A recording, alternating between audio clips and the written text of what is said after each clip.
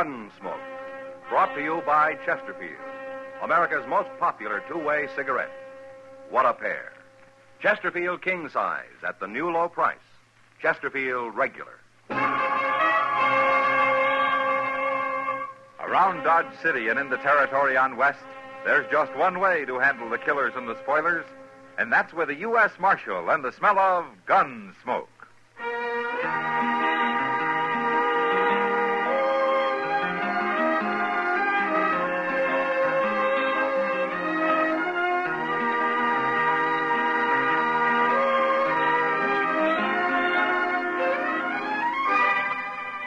Gunsmoke, starring William Conrad, the transcribed story of the violence that moved west with young America, and the story of a man who moved with it. I'm that man, Matt Dillon, United States Marshal. The first man they look for and the last they want to meet.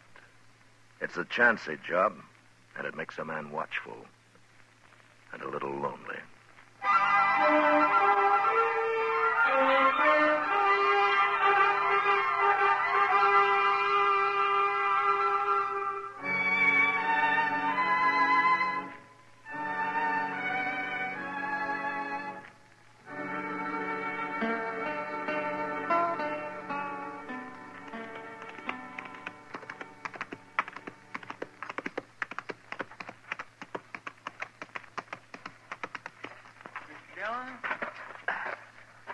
Mr. Dillon. Oh, hello, Chester.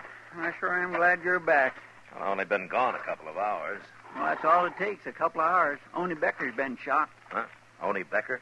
You know him, that little sodbuster lives out near Clear Spring. Oh, yeah. He's up at Doc's. You want to see him? Yeah. Well, tell me about it, Chester. Well, sir, all I know is he was gambling this morning over at the Texas Trail. He left there a little afternoon, and then some fellas found him laying in an alley with a bullet in him. Well, can he talk? No, sir. He's been unconscious the whole time. But Doc's working on him in here. Oh, hello, Matt. How is he, Doc? He's dead, Matt. About 10 minutes ago. Honey Becker. Now, who'd have shot a harmless little man like that? Harmless is right. He didn't even have a pocket knife on him. And besides, he was shot in the back. Maybe it was an accident of some kind. Accident? Chester, I once tried to save a man who'd pulled a scythe across the back of his neck by accident. Yes, and I remember a boy who fell between the slats of a fence and got hung. But I never heard of a man shooting himself in the back by accident. Well, I meant maybe somebody else done it. Of course somebody else did it. I know that. I meant by mistake. Oh, Chester. Yeah, Chester, are you sure you've been keeping your hat on when you're walking around in the sun? Oh, you're just mad because only Becker died on you, There was Doc. nothing I could do to save him. He bled to death. Inside. Oh, you did what you could, Doc. Yes, well, I think I did. Did, Arnie say anything?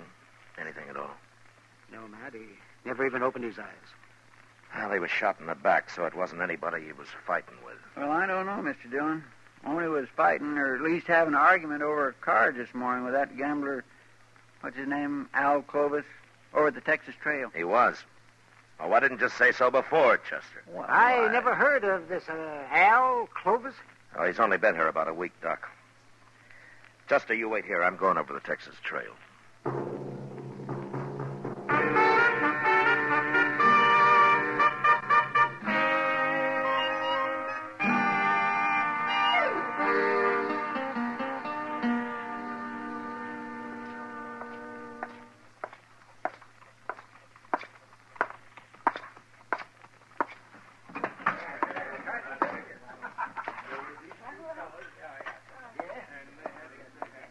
Oh, is that you? Oh, hello, Marshal. Hello, John. Looking for somebody, Matt? Oh, hiya, Kitty. Is Al Clovis here? I was wondering when you'd get around to him. What do you mean? I heard about Oni Becker, and Al Clovis threatened him this noon just before Oni went out and got shot. No?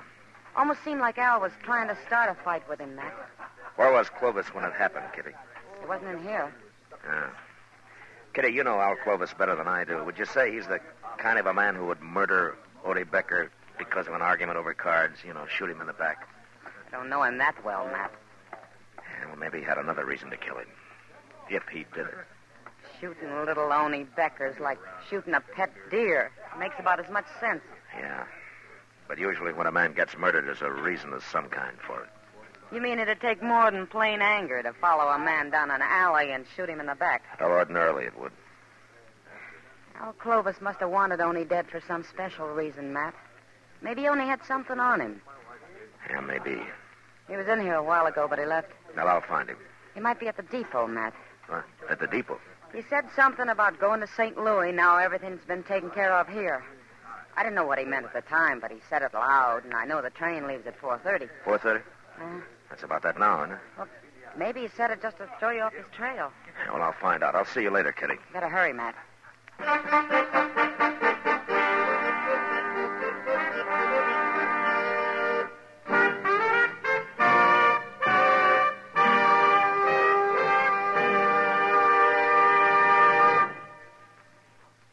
This is George Fenneman. In choosing your cigarette, be sure to remember this. You will like Chesterfield best because only Chesterfield has the right combination of the world's best tobaccos. Tobaccos that are highest in quality, low in nicotine, best for you. You and I smoke for relaxation, for comfort, for satisfaction. And in the whole wide world, no cigarette satisfies like a Chesterfield. Get a carton of Chesterfield today. Chesterfield Regular, Chesterfield King Size. Both at the same price in most places. In regular or king size, you can get 'em either way. The best smoke ever made's the Chesterfield you buy today. Smokers coast to coast are changing, it's a cinch to do. Here's all you have to say to get the one that's best for you. Chesterfield's for me, Chesterfield's for me. You just say it's Chesterfield's for me.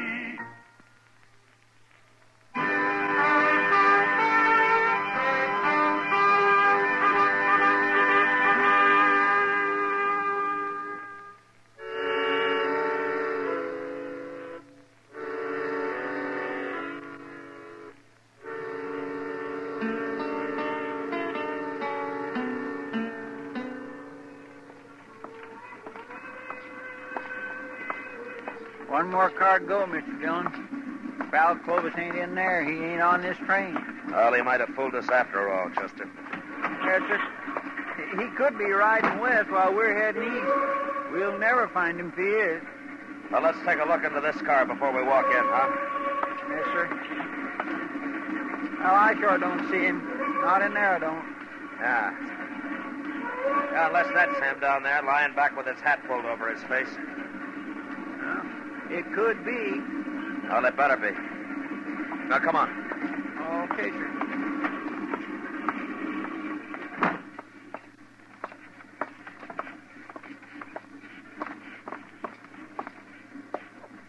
Hey, wake up, mister. Come on, wake up. Quit bothering me. What do you want? Marshal Dillon. Huh. What are you doing here? Keep your hands on your knees, Clovis. Tight. Well, what's this all about, Marshal? You carrying a gun? Why should I carry a gun? Stand up, Clovis. Come on, stand up. Okay. What for? All right, search him, Chester. Yes, sir. No, keep to one side of him, out of my way. Don't you try nothing, Clovis. Why should I? I told you I wasn't armed. No, ain't nothing on him. All right. Okay, you can sit down, Clovis. I don't understand this, Marshal. What are you looking for? I'm looking for the man who murdered Oni Becker this afternoon. You mean you followed me and got on this train because you thought I killed Oni? It's about 100 miles to Great Bend, Clovis. We'll get off there and take tomorrow's train back to Dodge. Oh, you're making a big mistake, Marshal. While you were riding up and down on this railroad, whoever did kill Oni Becker's leaving the country for good. You'll never catch him now. What you're trying to say is that you don't admit killing him yourself, isn't it? I'm not a murderer, Marshal. No, we'll see. Oh, I know what you're thinking. You heard Oni and I had a little argument this morning. Didn't you? Sure. That doesn't prove anything. I argue with lots of men. You threatened to kill him. Ah, that was just to scare him. He was being kind of stubborn about it all. You know what those farmers are like. I suppose it takes a stubborn man to grow potatoes. Well, if you're so innocent, why did you announce everything had been taken care of and that you were going to St. Louis? Did I say that, Marshal? You know, Clovis, I can always kick you in the head and take you back to Dodge in a sack. Now, why did you run? I'm not running. No reason why I should. That's the truth, Marshal. Where were you when Oni Becker was killed? I was wondering when you'd ask me that. I suppose you got an alibi. You know Mr. Bodkin, don't you, Marshal? I ought to. Bodkin's run the Dodge Bank ever since it was an old whiskey barrel. Well, I was with him in his office at the bank, Marshal. I suppose you'll take his word for it. Yeah, sure I will. Well, we were discussing the money I placed in the bank when I arrived in Dodge a week ago. $5,000, Marshal.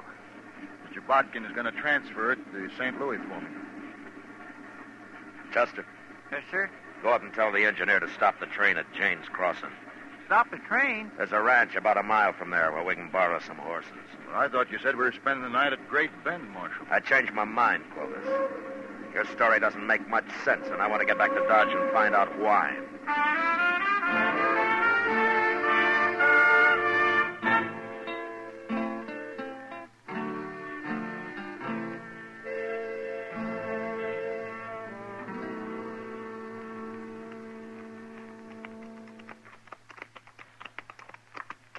It must be about midnight. Sure is, and I'm tired. Haven't been on a horse in years. Oh, well, why didn't you say so, Clovis? We'd have borrowed a wagon for you. Never mind, Chester. Now, you take him on down to the jail and lock him up, huh? I'm going to stop here at Mr. Bodkin's house. His light's still on. Want me to go into him, Marshal? I'll let you know what he has to say, Clovis. I'll be along in a little while, Chester. All right, sir.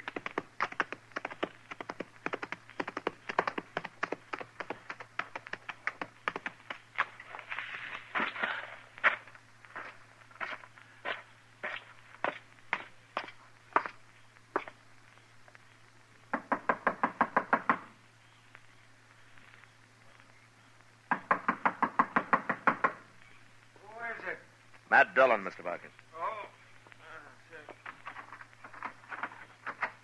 Well, Marshal, come in. Come in.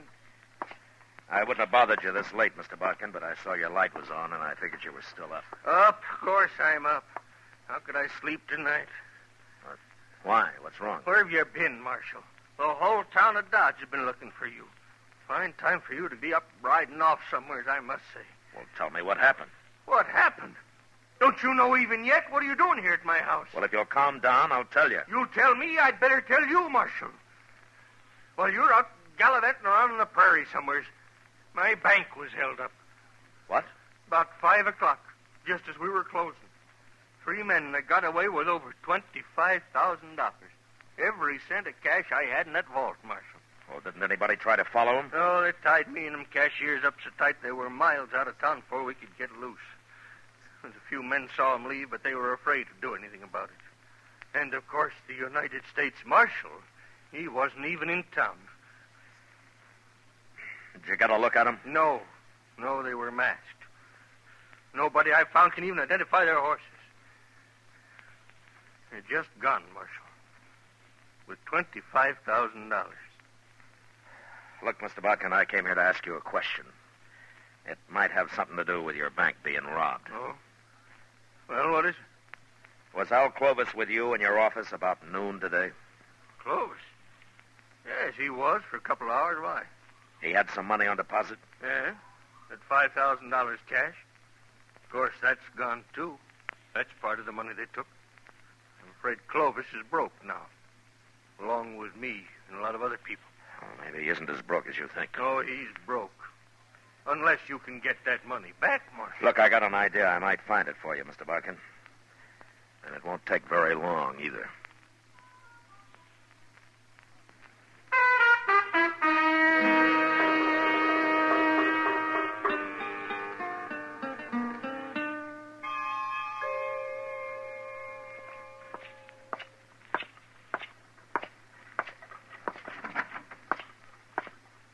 Got Clovis all locked up, Mr. Dillon. He won't be taking no more trains for a while. Good. What'd you find out from Mr. Bodkin? And I'll tell you and Clovis at the same time, Chester. Well, he's right in the first cell.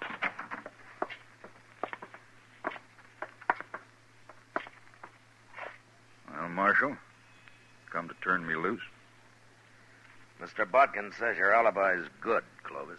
If you'd have believed me in the first place, you'd have saved us all a lot of trouble. Yeah. Well, let me out. I don't want to spend the night here. You better get used to it, Clovis. You're going to be spending a lot of nights in here. What? At least a month or two of them. No. They can't keep me here, Marshal. It's illegal. Is it? Of course it is. Well, maybe you know more about the law than I do, Clovis, but I run this jail, and you're going to stay here a long time. And what's more, I'm going to tell the whole town where you are. Come on, Chester. Marshal, I demand to be released at once. Now come back here. It'll cost you your job if you keep me here. Shut the door, Chester. Marshal, you can't do this. Marshal! You really going to keep him locked up, Mr. Dillon? I am. Well, he ain't done nothing. I mean, if Mr. Botkin said he was with him... Oh, Clovis didn't kill only Becker, if that's what you mean. Well, then why don't you turn him loose? Chester, the bank was robbed of $25,000 today. It was? Yeah, just after we got on the train. Looks to me like only Becker was murdered just to get me to follow Al Clovis out of town. Well... We'll find out in a few minutes. I don't think Clovis can stand the idea of sitting in jail while his partners ride off with all that money. You mean he was supposed to get out of here and meet them as soon as his alibi was made good, huh? That's the only way it makes sense to me. Marshal! Marshal Dillon! Well, it didn't take as long as I thought. Come on.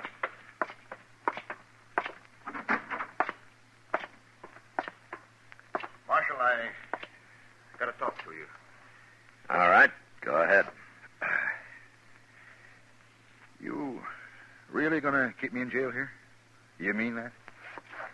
That's all you wanted? Don't bother me again. No, don't go, Marshal. What do you want, then? It's late, Clovis. I want to get to bed. Marshal, I'll make you a deal. About what?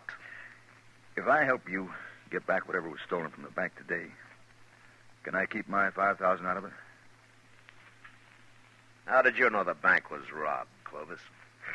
You're smart, Marshal. I can tell you got this all figured, holding me in jail and all. But I'm smart, too. Are you? Smart enough to know you need me as much as I need you. You'll never find those men without me, Marshal.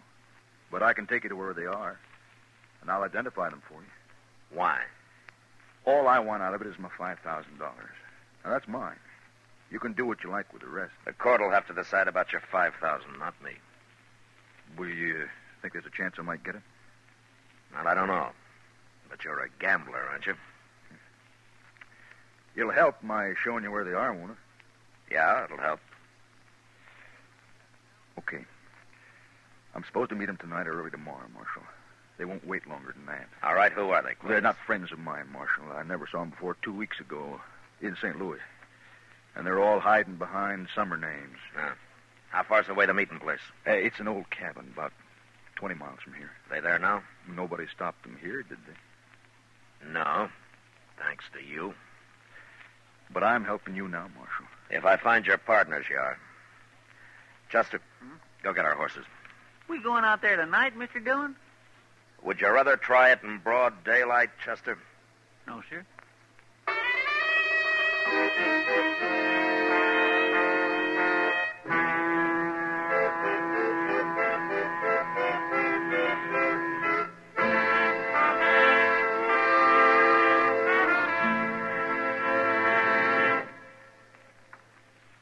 One-way cigarettes, one size, that is, are almost obsolete because they just don't give smokers what they want. Either way, you'll like Chesterfield best. It's America's most popular two-way cigarette because only Chesterfield gives you the right combination of the world's best tobaccos. Tobaccos that are highest in quality, low in nicotine, best for you. You and I smoke for relaxation, for comfort, for satisfaction. And in the whole wide world, no cigarette satisfies like a Chesterfield. You smoke with the greatest possible pleasure when your cigarette is Chesterfield. Yes, these 6 words, highest in quality, low in nicotine, mean Chesterfield is best for you. Get a carton of Chesterfields. Chesterfield Regular, Chesterfield King Size. both at the same price in most places.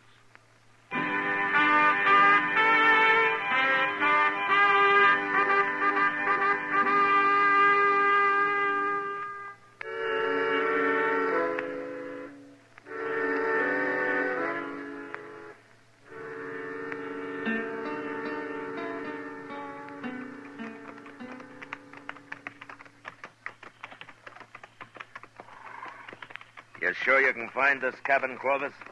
I made the ride out here one night just to be sure. I swear I can't hardly see nothing. I wish that moon wasn't all scudded up with clouds. Chester, you still don't understand that if you can see them, they can see you. Chester, I know you're right, Mr. Dillon. It sure looks like rain, though. We're almost there. Good. Marshal, Yeah. how are you going to take them? 3 men. What's the matter, Clovis? You getting scared? You know what they'll do to me if you don't take them, Marshal. Like I said, you're a gambler, aren't you?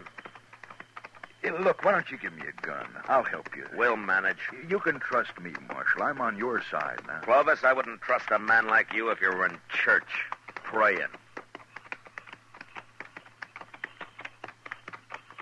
Wait. Somewhere over there. Yeah. There it is. A little clump of elder. The cabin's in there, huh? You see the light? Yeah. Are you sure that's it? Of course I am. Okay, let's get out. Chester, I'm going to go up on foot and have a look. You stay here with Clovis. Okay, sir.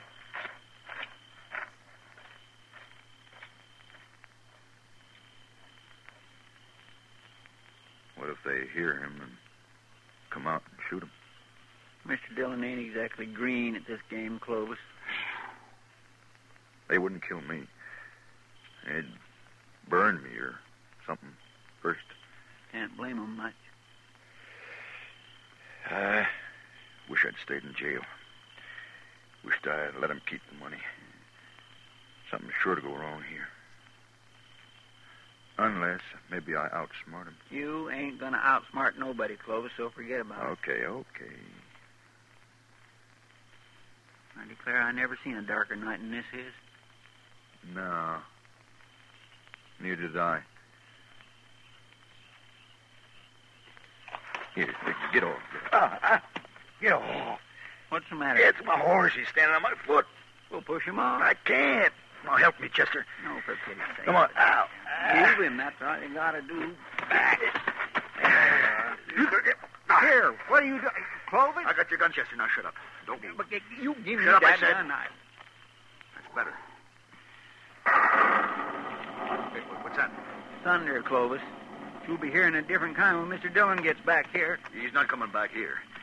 We're going to him. And if he shoots anybody, it'll be you, because you're going to be right in front of me. Like this. All right. Start walking, Chester. Go on.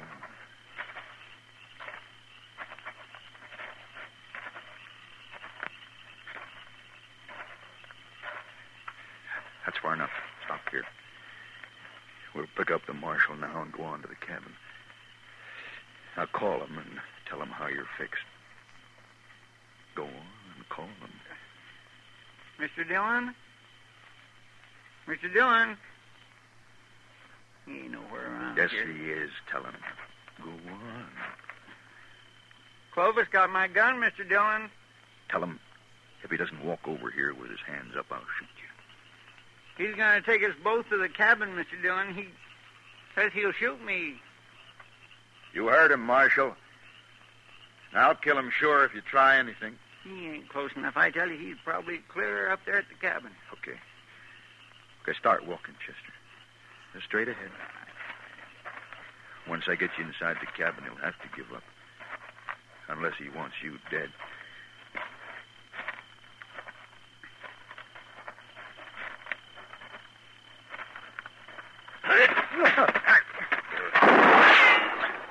You hurt, Chester?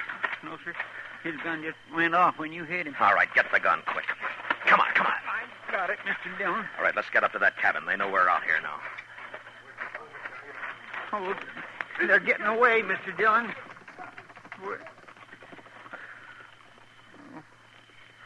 They're gone. Yeah. Oh, my goodness. I just don't know what to say. Then don't say anything. Let's try to find our horses. We'll get Clovis later. We'll never find them horses in the dark this way. Rain. Well, that's it. There won't be a track left now. Well, there go 3 killers and $25,000. Mr.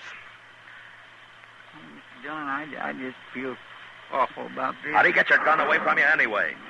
Well, sir, he said his horse was standing on his foot, so I... So you walked up and let him pull your gun right out of the holster, huh? Yes, sir, that's about the way it happened. Mr. Dillon, you should have let him take me into that cabin. They'd have killed me, but you could have caught them. They wouldn't have got away like they did. Yeah, I know. I was close enough to hear what Clovis said. Well, then why'd you save me? Everything would have been okay. Oh, yeah. Everything would have been okay. Oh, most everything, Chester. Well, let's just don't stand here in the rain talking about it. Come on.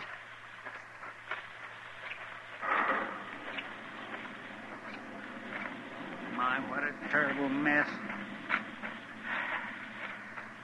It was my choice, Chester. Not yours.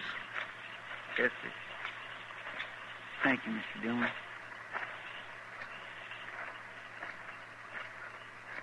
Mr. Dillon? Would you like a whorehound drop?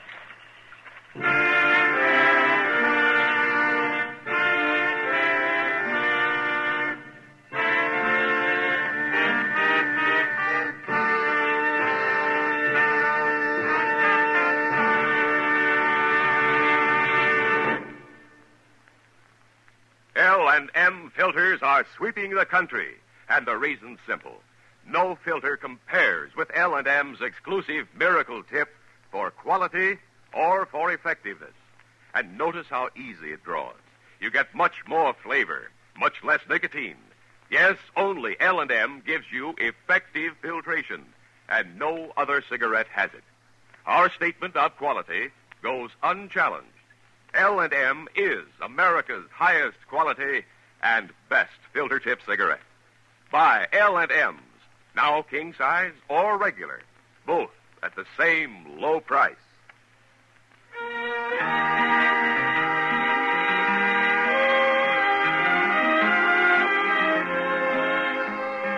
Gunsmoke, produced and directed by Norman Macdonnell, stars William Conrad as Matt Dillon, U.S. Marshal. Tonight's story was specially written for Gunsmoke by John Meston, with music composed and conducted by Rex Corey. Featured in the cast were John Daner and Lawrence Stopkin. Marley Bear is Chester, Howard McNear is Doc, and Georgia Ellis is Kitty. Join us again next week as Matt Dillon, U.S. Marshal, fights to bring law and order out of the wild violence of the West in Gunsmoke.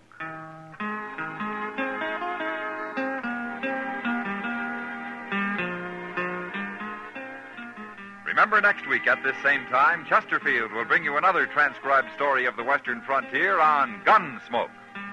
This is the CBS Radio Network.